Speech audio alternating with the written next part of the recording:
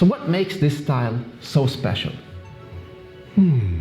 Let me show you something. Okay. Ready? Yeah.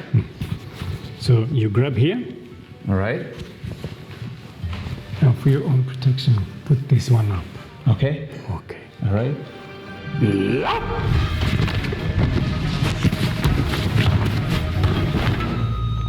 Oh man, this is gonna be a good one. What's going on, everyone? Matic here, and welcome to our Reacts and Rants, where we look at martial arts videos, finding things of value within them, while also looking at commenters that should pay a tax for the oxygen that they waste. So as this is our first video, I thought it'd be a really good thing to look at a really good martial arts video that came out a little over a month ago by Jesse on Comp, where he actually finds a Japanese Jiu-Jitsu school and learns some things about them and how they do things. Now, the way that I typically try to do these react videos is I'll see a video about once or twice, kind of get my initial opinions, and then when I record it is when I'll watch it, and then I'll do my actual commentary. In this particular video, it is a 30-minute video. The link to it will be in the description. I highly suggest you go watch it. It is very informative and awesome video. But there's about 2, maybe 3 things within the video that I kind of want to expand upon or give a little bit more clarification on what's actually. So for those who know, Jesse is looking at a classical Jiu-Jitsu style or classical Japanese martial arts style called Yagyu Shingan. It has roughly about a 400-year history, and what people don't realize is all these classical Jiu-Jitsu styles do more than just Jiu-Jitsu or unarmed combat. They also do weapons work that complements and mimics some of the unarmed stuff they do, which we will get later into the video.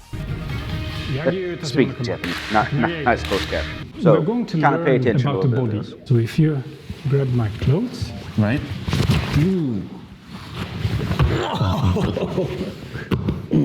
so if you notice, I pin your shoulder now, and I pin your arm, Yes. and I also have your elbow. Yeah. You see, I move your muscles. Exactly. So what do I connect to then? The bone. The bone. Because muscles carries strength. Bones doesn't carry any strength in themselves. So there's no resistance. No resistance. All right, so this is kind of interesting. So when he's talking about going past the muscle to the bone, what he's basically talking about is when you're doing certain techniques, and I'll show it again at the very beginning of that kata that he did. The grip that he has on Jesse's arm is actually, I'm pretty sure, like fairly tight, just by the nature of, if you look at his fingers, the way they're kind of digging in. But what he means by going past the muscle to the bone is, this is a thing that's kind of dependent on which shoe styles or whatever. I've worked with a little bit of Japanese Jiu-Jitsu people or their concepts, the way they do things. So some styles talk about just having a firm enough grip to where you can kind of twist the skin on the person's limbs or whatever, not really death gripping or anything. And then there are also styles that it almost seems like this one, I would have to feel what they're actually doing, but that grip that he winds up getting, so instead of grabbing the forearm or maybe the bicep, it looks like he's actually trying to grab the elbow joint, which there's not a whole lot of muscle around, so he's able to directly get to the bone, as he's talking about, or what we'll call the structure. And so he moves you from the structure. So you can actually take your own hand, grab your elbow joint, and just dig in a bit, and you automatically have pain. So this is getting close to like a pain compliance technique, along with, you know, using principles of Japanese and stuff like that. But even then, going by what he means by going past the bone is you are finding ways to compress the muscle so much that you're now resting on the bone itself. So on the arm, that's fairly easy. It's a singular bone. And right here on the lower trap, which is, or the lower tricep, which is kind of where his knee is or was, there's not a whole lot of muscle here. So it's fairly easy to just go straight to the bone. It's like, and that's typically what Japanese Jiu-Jitsu styles try to do is, instead of attacking, they do wind up attacking your center of gravity and stuff like that, or but they try not to manhandle you nearly as much. They try to attack your structure and disrupt your structure at least just enough to manipulate your body at that point to make you do what they want. Now look at this. You see how I am in line with my bones now. Feet, knee, hand, and look at my rear leg, it will open my body. And I think most people only focus on what to do with the opponent and not what to do with themselves.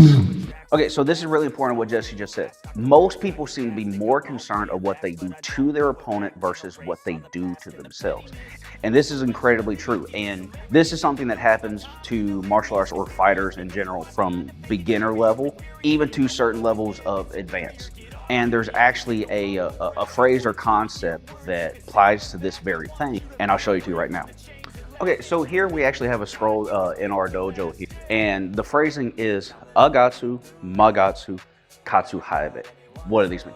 So Agatsu is victory over yourself, Magatsu is victory over your opponent, and Katsu Haibe is victory through speed. So we've all kind of heard like the first two, victory over yourself, victory over your opponent, or mastery of yourself and mastery of your opponent. So these two things we kind of need to go in depth to. So victory over yourself or mastery of yourself. This basically means that if we're talking about fighting, that when you do a technique, you focus purely on doing the technique. And the technique roughly shouldn't change versus you doing the technique in air or when you wind up hitting a target or a bag or something like that. The only difference is now you're trying to handle the recoil or the resistance of the target, but the technique shouldn't change. And if you focus purely on the technique, basically making your body do the correct thing that it's supposed to do that technique, you wind up getting Agatsu or victory yourself. Next, we get to Magatsu, or victory over your opponent. What this is if you have achieved Agatsu, victory over yourself, you do the technique. It becomes muscle memory or reflex to do the technique correctly. Once you introduce an opponent, it basically becomes almost the same as when you start hitting a target versus air. Now that there's an opponent there, the only difference is that there's someone capable of hitting back. Or don't hit back. But the way that you do the technique fundamentally doesn't really change outside of factors like distance, terrain, guarding position, body position, stuff like that. But so say I'm going to do a basic technique. One of the things I'm doing for my Baki series is I am reaching out, grabbing my opponent's front hand or manipulating my opponent's hand. It's just kind of whatever I feel like doing. But when I'm practicing it in air or against some tool or apparatus that I figure out, I reach out, I grab, however I do that, manipulate, or I might just hold and say like, I just throw a front kick. I can do that by myself, just working technique. Boom, boom. It's like that, so that gets me to this stage of Agatsu. When I start using it in actual sparring or against an actual opponent to achieve Magatsu, this is kind of one of those techniques where it's fairly easy to go from Agatsu to Magatsu. And that once I grab my opponent's wrist, they can only do one of two things. They can either try to attack me or they can try to pull away. And if they try to pull away, that actually helps me because I'm holding on to them and it can actually help drive my kick in or any other technique after that. If they try to come in, that makes it a little bit different, and that's where the experimentation and all that mess comes in. But the fundamental dynamics of the technique of me reaching out, grabbing, and throwing my kick or my technique doesn't change. So that's how I get to Magatsu, or victory over your opponent. From there, the last stage is victory through speed. Now, what this means is if you focus on getting Agatsu, and you can wind up achieving Magatsu, between here, if you practice diligently, you wind up getting victory through speed. By correct usage of the technique and practice of the technique, you wind up, or you should wind up, hopefully, eliminating as much wasted movement to where everything just flows. So at the same time that I'm essentially grabbing for my opponent, if we're using our previous example, my foot is directly after that. It's almost the same time. I basically don't stop moving. Boom. And that's how I achieve victory through speed, because I'm just purely working the technique. And if the technique is a valid one, it winds up being fast. So again, Agatsu, Magatsu, Katsu Hayabe. Victory over yourself, victory over your opponent, victory through speed. So it's a lot about self-development and self-awareness. Oh, yes. If I learn about bones, Yeah. and I learn about tendons, and I learn about muscles, I can use this knowledge to grapple, Yeah. but I can also use it to heal people. Okay, so this point, it's a very small one, but traditionally, classical jiu-jitsu practitioners, and especially those at the teacher level, so when he says he could use this knowledge to heal, it was actually typically known that jiu-jitsu practitioners would actually open up what's called bone setters or bone clinics. Nowadays, we basically just call them like chiropractors or whatever, but because of their knowledge of basically how to dislocate or bend or manipulate limbs and body parts, they figured out basically on how to reverse engineer that in order to put body parts in the appropriate place that were, popped out or whatever. Because back then, health insurance plans didn't exist. So if you ever got injured during training, they had to learn, oh, I bent your finger or your wrist or something a certain way. I got to put it back up in the appropriate position for it to heal right. One, so you can continue training, but also two, we can have more practitioners, more knowledgeable practitioners of our style in order for it to last. And this tradition actually continued up towards the early 1900s. The founder of my style, Wado-Ryu, Osoga Sensei, actually, he technically has a teaching license from Shindo Yoshinryu Jiu-Jitsu, but the main reason he has that teaching license is so he could open up his own bone setting clinic or chiropractor that he wanted to do. And that's the primary reason that he has that licensing. It's not because he became a headmaster or whatever of that particular style, as some people try to claim. He knew a few words in English. Right.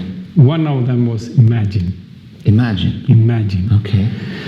So by understanding a picture, how something behave, Yeah.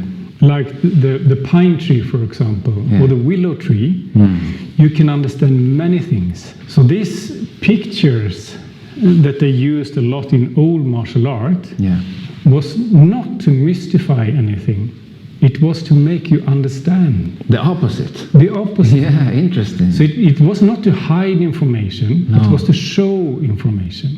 Okay, so this is actually very, very important when it comes to not just Japanese martial arts styles, but classical or old style Japanese martial arts.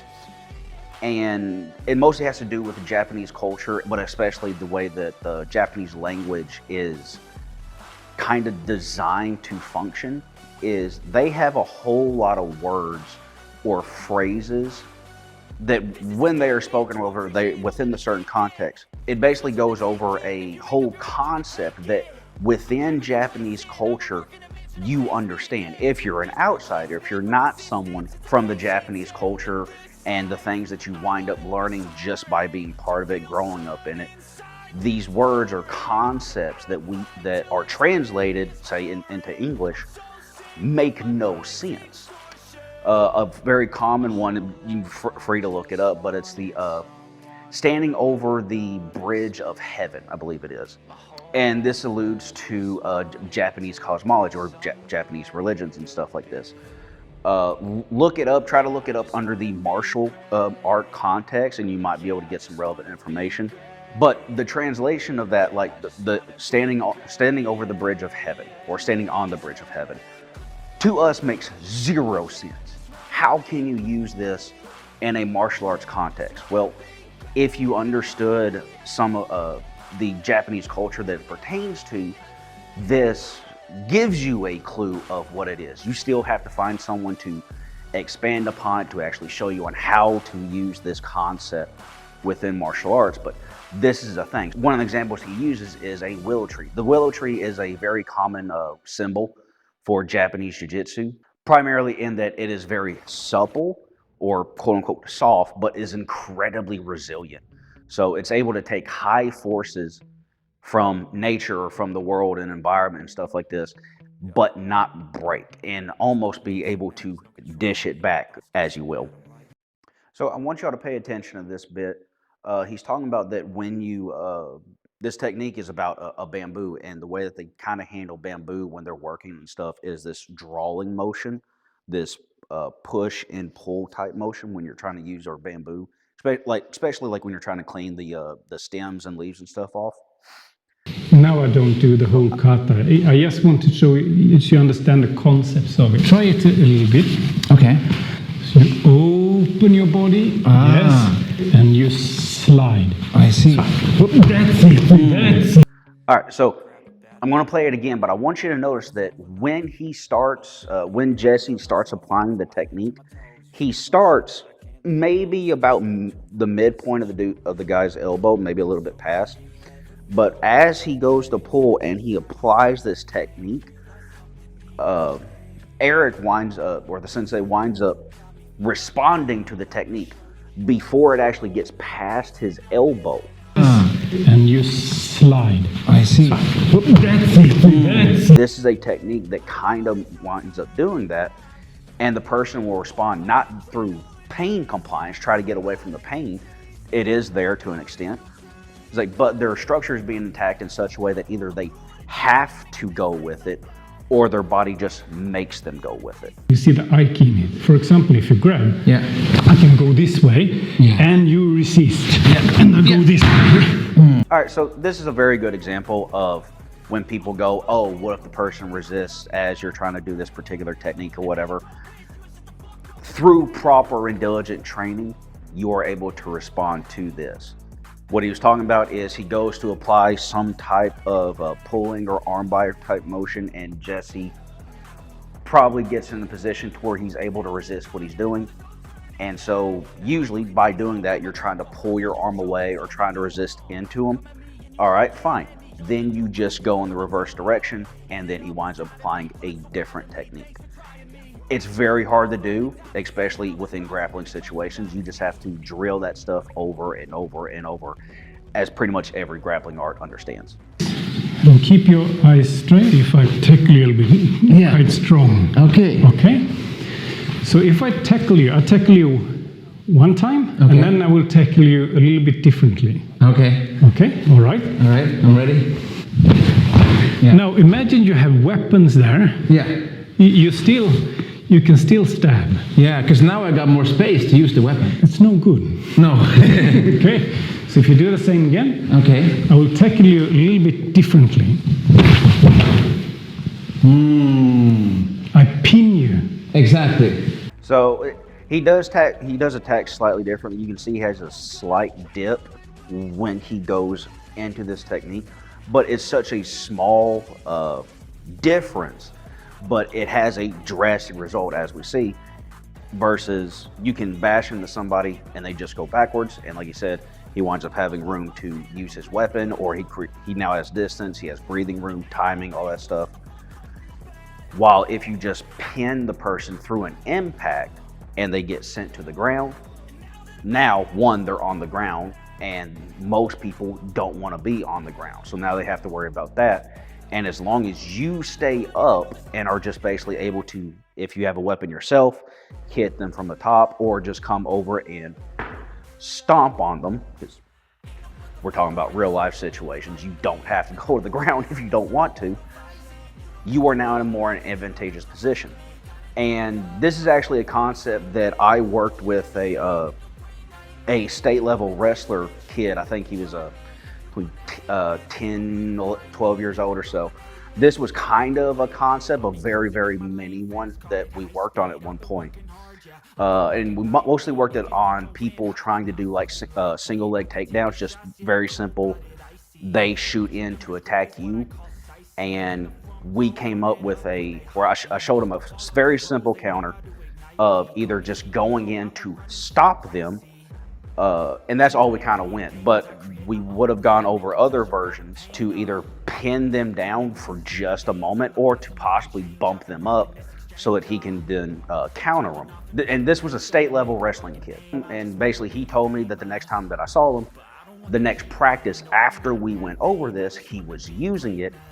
And it kind of worked on just about everybody that he practiced against, except for one kid who basically trained as much, if not slightly more than he did. The kid practically lived wrestling. It's all he did. And he was the only one that this move that he literally just learned didn't work on. And I'm sure wound up losing contact with the kid.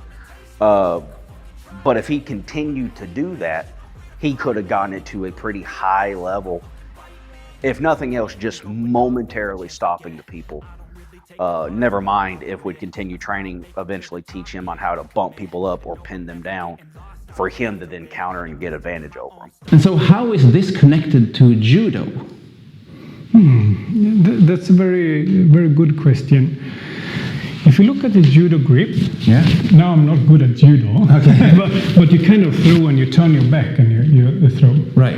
You will get thrown, and I will let you fall, and maybe you do break fall, and we are both happy. Yeah. You can train quite hard like that. You can do it really fast. Yes. If I would do this really fast, it would be not good. No.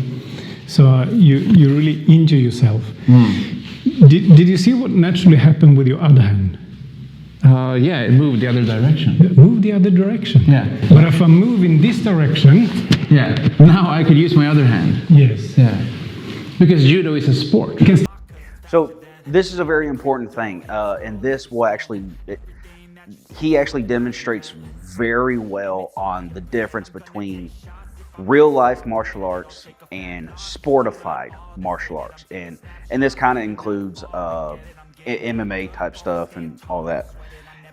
When you take something and you make it a sport, so one of the things that people kind of know, and they slightly realize it, but they don't truly understand the implications of it, is that judo was created by Jiro Kano, and it was a combination of traditional Japanese Jiu-Jitsu styles similar to this. And the simple thing is, he basically took all the really dangerous stuff, took it out, and created judo, one as a physical education program type thing, and as a way to preserve martial arts during this period of going from the art or jutsu of a martial art to the do or way of a martial art. And he's very correct that you can do judo throws very, very hard, very, very fast. And if you're on a mat, you can do them throughout a training session. Is the risk of injury there? Yes. Can you do slight tweaks to the throws or techniques to make them very, very devastating? Of course you can. But as he points out in traditional jiu-jitsu stuff, simply by doing the lock, so when he's doing that pulling and gripping on the elbow, that can be a very simple, just boom, snapping the person's elbow. And even if you don't go to that breaking point, if you just go to get that lock on them to where you can manipulate a person, if you do that hard and fast too many times, you start degrading your partner's joints. So even though you're not hurting them by breaking the limb, you are, over a long term of training, affecting the quality of their joints. And this is actually one of the reasons why that when you see demonstrations of classical martial arts and stuff like that, the attacker or the dummy or whatever kind of goes with the technique, is because through training, they have an understanding that, hey, this is what's actually happening to your body. You are broken, or you're on the verge of being broken. And to get out of it, you have to go with the technique. Now, there are the complete other sides to where the person applying the technique barely does anything and the person just goes with it.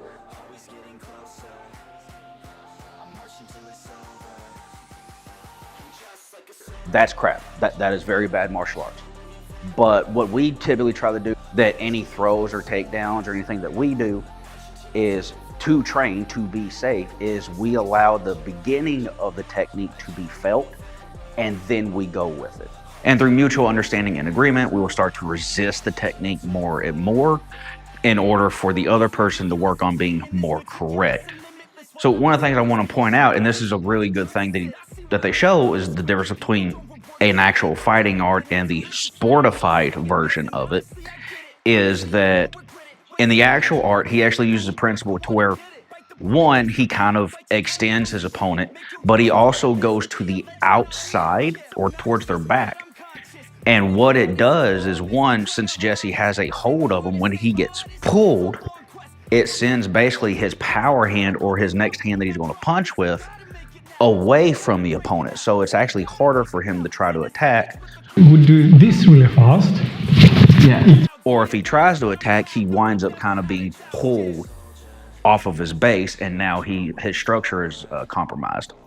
While when he kind of went to do a very simple judo throw, he comes in the Jesse space to where he's either able to hit him or he could grab onto him as well. So that way, even if he manages to throw Jesse, because he can grab a hold of him, he can take him down with him or put him in a non-advantageous position to where he can no longer finish the opponent off. It now becomes a ground game fight instead of one person maintaining the high ground. It's over, Anakin! I have the high ground! But instead of one person staying on their feet and the other person being lower than them in order to make the fight easier and be less dangerous to yourself. So now it's time for you to try a real class. Okay. So we will put a hakam on you. All right, so I'm going to end it there. Again, we're stopping about the 20-minute mark of Jesse's video. There's about another 10 minutes of it of him actually practicing in an actual class, and there's some other pretty good stuff in that if you know what to look for and see. I highly suggest you go see the video, and I hope the things I was able to present, some of it is actually explained in the video, but hopefully I was able to add a little bit more context or a little bit more clarity to it, or add some things that you had no idea about. That'd be awesome. So I hope y'all enjoyed this. I'm Matic, and I'll see y'all later.